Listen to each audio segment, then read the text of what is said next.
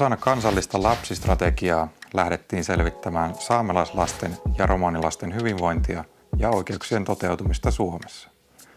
Tiedossa oli, että saamelaislasten ja romanilasten oikeudet eivät tällä hetkellä toteudu samalla tavalla kuin muiden lasten oikeudet.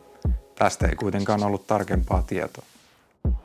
Moi, me ollaan Aletta, Carmen ja Jane ja me ollaan tultu tänne Pitäjänmäen nuorisotalolle juttelemaan Elina Wikströmin kanssa saamelaislasten ja romanilasten selvitysten tuloksista.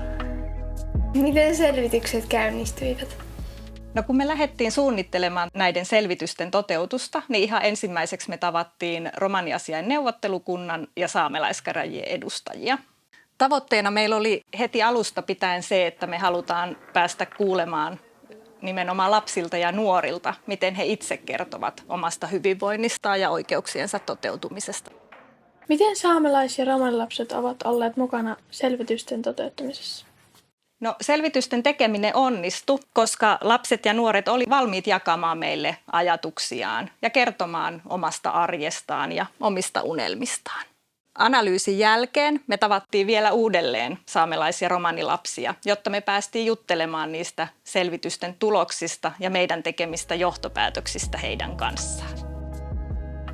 Monet saamelais- ja romanilapset ja nuoret kokevat Suomessa ennakkoluuloja ja syrjintää.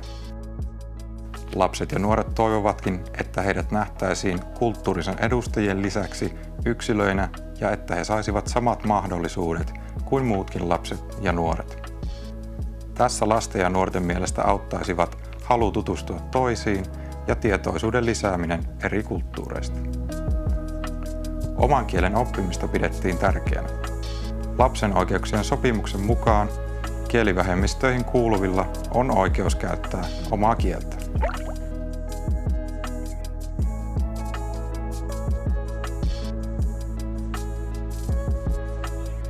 Miten näiden selvitysten tuloksia tullaan käyttämään?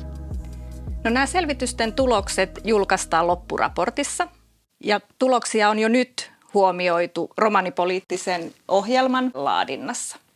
Lisäksi tuloksia käytiin läpi yhdessä saamelaiskäräjien nuorisoneuvoston ja sosiaali- ja terveyslautakunnan kanssa. Ja on tosi tärkeää, että nämä tulokset on monien aikuisten tiedossa. Aikuisten kautta nämä selvityksen tulokset päätyy toimenpiteiksi ja päätöksiksi. Ja sitten ne toimenpiteet ja päätökset parantaa saamelaislasten ja romanilasten hyvinvointia. Me ollaan yhdessä rakentamassa kaikkien lasten Suomea. Missä asioista sinun mielestä pitäisi nuorilta ja lapsilta kysyä enemmän mielipiteitä?